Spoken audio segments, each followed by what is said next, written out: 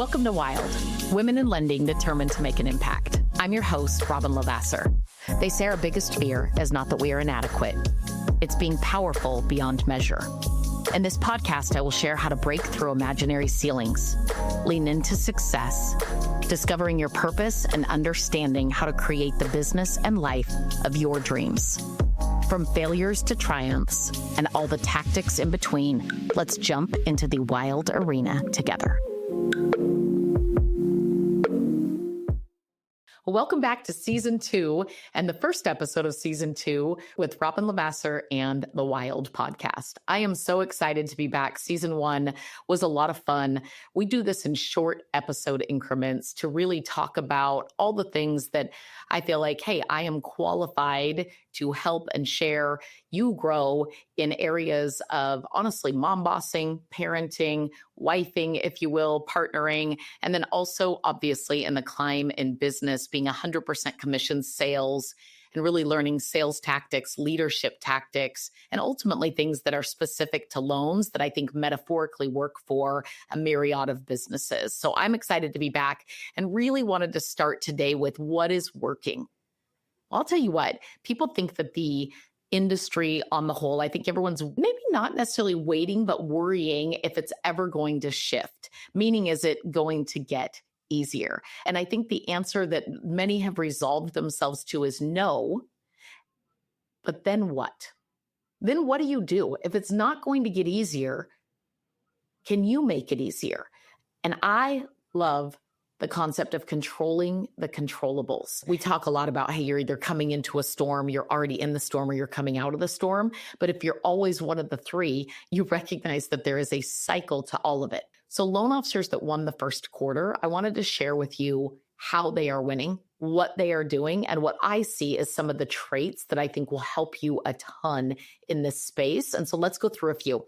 One is saying yes faster, meaning accessibility and low barrier entry in your business matters. A lot of people built teams during the rise, if you will, of the last 10, 15 years of mortgage. And the truth is, if you want to serve people at the highest level, doing it alone, you might get there fast, but doing it together, you'll get farther. And so having a team is a huge benefit. However, what we have sometimes done is built a system that is no longer relevant to current market conditions. And I can tell you, when you don't have a ton of leads or a massive pipeline, the best person to convert, the best person to brainstorm, the best person to collaborate on the team, i.e. is likely you as the leader. And that means you need to stay close to, and I'm not discounting the value of the human, but hear me, close to the money.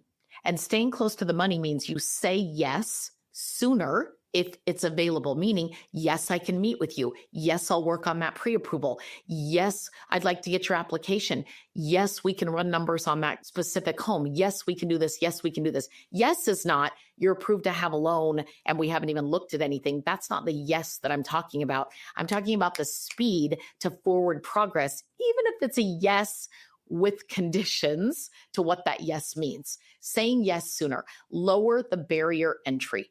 Lower the barrier entry. I'm on the phone with somebody. They're ready to rock and roll. Do I pause momentum by saying, go to the website, fill out the application, then upload documents, then we'll get you scheduled. And all of a sudden we're on a 2-day window for something that I actually could have stopped, dropped, and rolled in that moment and taken the application and got things rolling. Now, I want you to follow processes, obviously, because everything has to be scalable. But when I say scalable, it means that not only do you have to have a system and a plan to scale up, you also have to have a system and a plan and pivot when things scale down. Countless people have not shifted as things have scaled down. They have not lowered their barrier entry, i.e., they have not said yes and made forward progress sooner and energetically. They're following the same process as if there are 30 leads or loan applications being there when there might only be one. Well, I'll tell you what, if there's one, we better make that one feel not only prompt in execution, but really well taken care of. Really well taken care of. You would do the same with the 30, but there's more of a process to it because there has to be in order to scale. And here's how I kind of affiliate that. I actually talked about this on the Be Your Best podcast that I do with Jim Reed and Todd Screama. When you think about going through an airport line or any sort of line where they're trying to control the flow of traffic, what happens is when there's a ton of people, they put up more ropes, if you will, and make it zigzag with start and stops a lot more to control. So it's not just one big blob, if you will. Think of your business that way metaphorically, not just one big blob. When there's less people, you'll watch I was just in customs, flying home from our peak performance trip in Mexico, and you watch them come out and realize, oh, there's not very many people here, but there's this zigzag that's very inefficient. Let me take down all of the ropes. Let me take them down and make it faster to walk through just a couple areas to get to the front. The same is happening in our business with lead flow, with pre-approvals, with taking agent calls, with allowing ourselves accessibility on our calendar. You have to control that flow. And when that flow isn't some big mad rush of people that now you have to put up little starts and stops to make sure that you're serving everyone at the highest level and controlling the process, you have to take down some of those ropes to allow people in. Very big deal. So saying yes is a huge one. Consistency. It is such an underplayed skill in this market. And it truly is a skill because it's something that can be learned. It's something that can be shifted.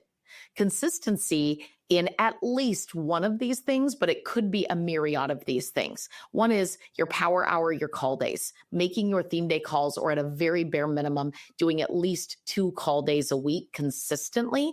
That might be your Tuesday updates and your Monday realtor calls if you're in the loan officer space. Consistency wins all day long, every day of the week. You could even say every Monday I'm going to call you, but if you're not calling every Monday, if it's once in a blue moon, if it's not consistent, the trust doesn't go up, the confidence doesn't go up, the expectation, right? The memory of it. And so you're creating something more than you think you are by being consistent.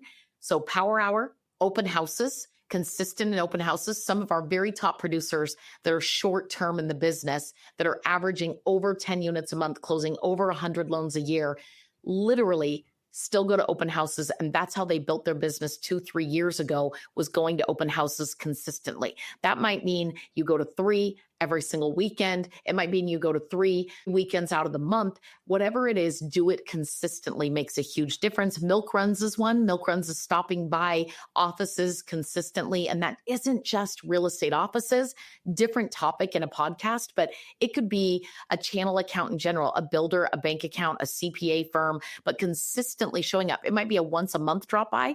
It might be an every week drop by. It might be an every 3 week drop by. It might be a quarterly drop by. If it's not consistent, if people don't know that they can count on it or they don't become familiar with it, familiarity breaks down walls.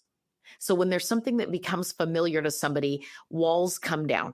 You want that in sales, and yet we often are not consistent enough to create that consistency, that trust, and then also that familiarity that breaks things down. So be consistent with milk runs. The last one, face-to-faces, Zoom appointments. I cannot tell you, your consistency with your client presentation is a game changer, both in pre-approval, in loan disclosure, and then the system throughout as they get into contract all the way through closing, through post-closing. You have to have a consistent process, and at least 2 of those spaces should include a Zoom or a face-to-face. The people that are ultimately winning are consistently doing those things. Now, maybe they're not doing every single one of them. They might have been doing 1 consistently. Many that are truly winning are doing at least 2 of those consistently. If you're doing 0 of those, and you're intellectually honest with yourself, if it's consistent, you are currently struggling.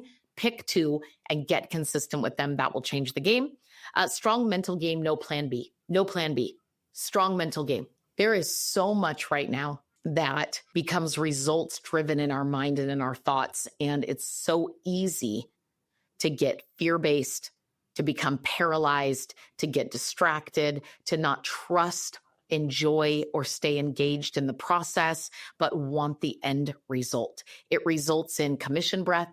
It results in bad decision-making. It results in losing momentum.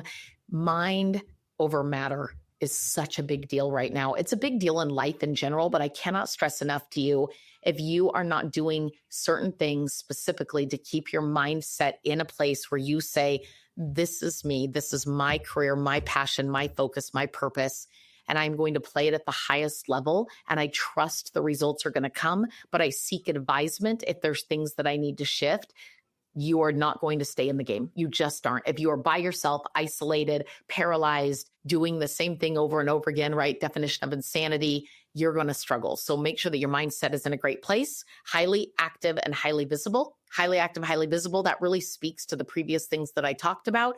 But again, that consistency in all those places, people that are winning. I'll give you an example. We have a call-a-thon in Summit Funding, and 2 different times now we've done it. We did on President's Day, so a day off of work. We did an 8-hour plus call day. Multiple people showed up on it. In addition to that, we just did one on St. Patty's Day, chasing that pot of gold. And a call-a-thon is literally being on screen with a group of people, so accountability partner, like showing up to the gym and making calls all day long. We pause a few times during the day and we coach on role play scripting, who we're calling, nerves, success stories, painful rejection stories. The point is you engage and you do it in team and you make calls that you normally wouldn't have made. Countless people showed up to that were so uncomfortable. It was so vulnerable for them to actually show up. They were scared to make the calls. And at the end, they said, I'm so glad I did it. Then they showed up for round 2, and I can tell you true testimony. So we have a gal that literally was closing 1 loan per month average. So 12 in an entire year, 12 in an entire year. Already this year, she'll be on track to essentially close 13 in the first 4 months of, well, really 3 months of the year. 13 total loans in the first 3 months of the year. Guess what?